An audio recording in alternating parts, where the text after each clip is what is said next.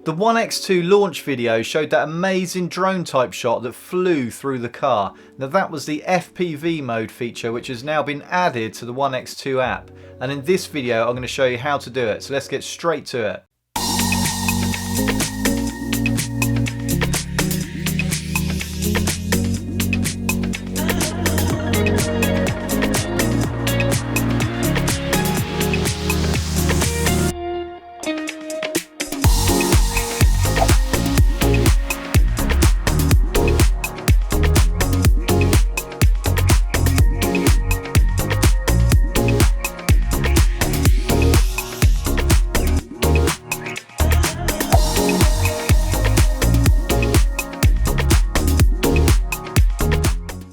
When you open up the app and connect to your camera, you can now select FPV mode, which you will see here. So attach your 1x2 to a selfie stick and extend it to a manageable length. In this mode, you need to leave the app open and hold your phone in one hand and the selfie stick in the other hand.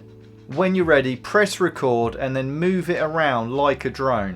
When you get to a tight spot that you want to fly through, you push the camera through the gap and then press this button here on the app.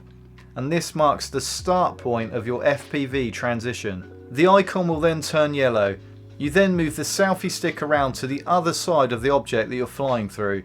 You push the selfie stick in and then you press the marker button again to indicate the end of the FPV transition, and then you pull the selfie stick out and carry on your flying shot. You can do this over and over again, and then when you're finished you press the record button to stop recording. Now when you open up your clip in your camera album, the clip will be processed into one complete smooth sequence, and the transitions through the gaps will be edited into smooth drone style FPV shots. And to get the best out of this feature, here are some top shooting tips. Plan your route and even practice your flying route before you start, and extend your selfie stick to a manageable length. The length will be dependent on the room that you're in, the objects you're flying through, and also whether you intend to pass the selfie stick from one person to another. Take extra care when you're doing these shots because you'll be flying through tighter spaces and it makes your lenses much more vulnerable.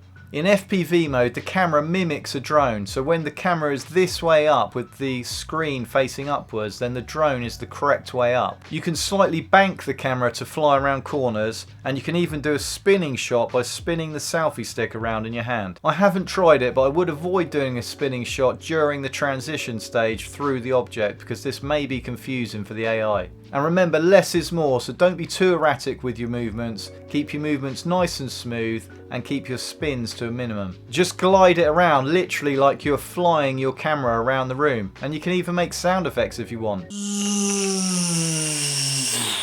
When you pass through an object, remember that when you're doing your end point or your exit point from the object, that the selfie stick needs to be turned around the other way. And make sure there's an overlap between your start and end points because this makes the transition a lot easier for the AI. When the shot is processed, you can either export your shot as it is, or you can make changes by changing the speed or adding music. And you can even delete the keyframes either side of the FPV transitions. So if you tap on the red bar and then tap on the bin icon, this will delete the auto keyframes, but it will keep the transitions. And then you can add your own keyframes either side of the transitions and then export your clip. And these techniques that we talked about were the ones that were used in the car shot in the launch video that I mentioned earlier. The car was moving really slowly and then the selfie stick was passed through the window with a start and an end point transition either side. A really creative shot, but simple to do. I think this feature is awesome. It's really simple to do and really effective. Let me know in the comments what you think. My name's Rich, thanks for watching, and I'll see you in the next video.